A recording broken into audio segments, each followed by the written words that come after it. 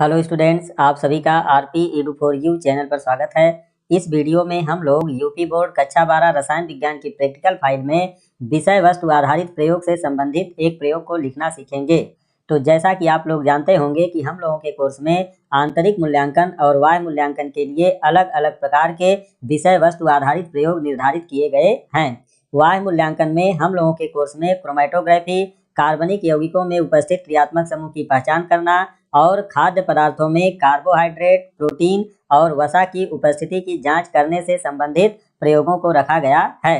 तो इस वीडियो में हम लोग एक बाह्य मूल्यांकन से संबंधित विषय वस्तु आधारित प्रयोग कार्बनिक यौगिक में उपस्थित क्रियात्मक समूह की पहचान करने के बारे में जानेंगे, जिसके लिए सबसे पहले रसायन विज्ञान की प्रैक्टिकल फाइल में रूलदार पेज पर सबसे ऊपर प्रयोग संख्या लिखते हैं और उसके इस साइड में दिनांक लिखते हैं और उसके इस साइड में उद्देश्य हेडिंग डालकर इसमें लिखते हैं दिए हुए कार्बनिक यौगिक में उपस्थित क्रियात्मक समूह की पहचान करना।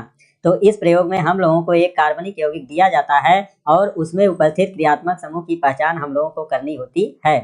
क्रियात्मक समूह के बारे में आप लोग जानते होंगे कि किसी कार्बनिक यौगिक के अणु में उपस्थित वह परमाणु या परमाणुओं का समूह जो उसके रासायनिक गुणों के लिए उत्तरदायी होता है, उसे उस कार्बनिक यौगिक का क्रियात्मक समूह कहते हैं।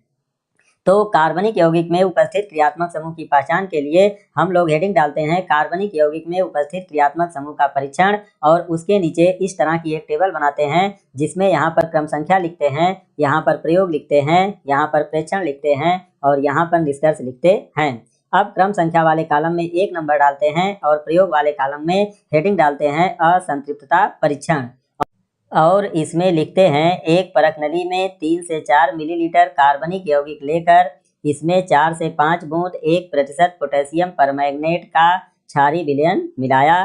प्रेक्षण में है पोटेशियम परमैंगनेट का गुलाबी रंग गायब नहीं होता है।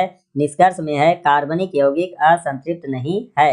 असंतृप्त यौगिक के बारे में आप लोग जानते होंगे कि वे यौगिक जिसमें कार्बन कार्बन के बीच डबल या ट्रिपल बॉन्ड पाया जाता है उसको असंतृप्त यौगिक कहते हैं।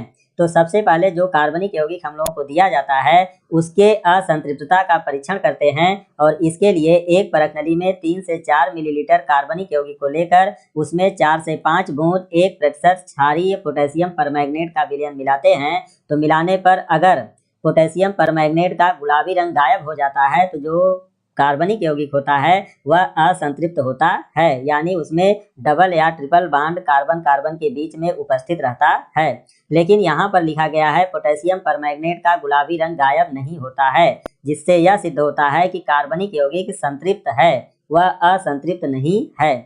आगे क्रम संख्या में दूसरा नंबर लिखते हैं और प्रयोग में हेडिंग डालते हैं लिटमस से क्रिया, और इसमें लिखते हैं कार्बनिक यौगिक की कुछ बूंदें जल से भीगे लाल तथा नीले लिटमस पत्र पर डाला। प्रेक्षण में है कार्बनिक यौगिक नीले लिटमस पत्र को लाल कर देता है। निष्कर्ष में है कार्बोक्सिलिक या फिनोलिक OH समूह उपस्थित। तो इस प्रयोग में जब हम लोग कार्बनिक यौगिक की कुछ बूंदें जल से भीगे लाल और नीले लिटमस पत्र पर डालते हैं तो जो दिया हुआ कार्बनिक यौगिक है यह नीले लिटमस पत्र को लाल कर देता है, जिससे सिद्ध होता है कि जो दिया हुआ कार्बनिक यौगिक है वह अम्लीय है। तो हम लोगों के कोर्स में केवल 2 प्रकार के अम्लीय यौगिक रखे गए हैं, जिसमें एक कार्बोक्सिलिक समूह वाले यौगिक हैं और दूसरे फिनोलिक OH समूह वाले यौगिक हैं।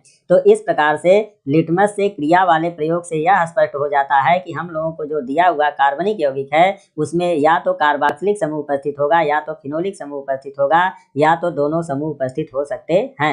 तो इस आधार पे हम लोग बारी बारी से कार्बोक्सिलिक समूह और फिनोलिक OH समूह का परीक्षण करेंगे।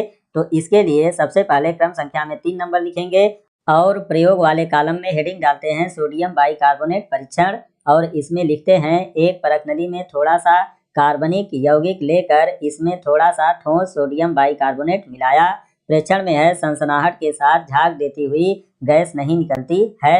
निष्कर्ष में है कार्बोक्सिलिक COOH समूह अनुपस्थित। तो इस प्रयोग में हम लोग एक परख नली में थोड़ा सा कार्बनिक यौगिक लेकर उसमें थोड़ा सा ठोस सोडियम बाइकार्बोनेट मिलाते हैं तो सनसनाहट के साथ झाग देती हुई गैस नहीं निकलती है, जिससे स्पष्ट होता है कि दिए हुए कार्बनिक यौगिक में कार्बोक्सिलिक समूह अनुपस्थित है। इस परीक्षण को सोडियम बाइकार्बोनेट परीक्षण इसलिए कहा जाता है क्योंकि इसमें मुख्य अभिकर्मक सोडियम बाइकार्बोनेट प्रयोग होता है।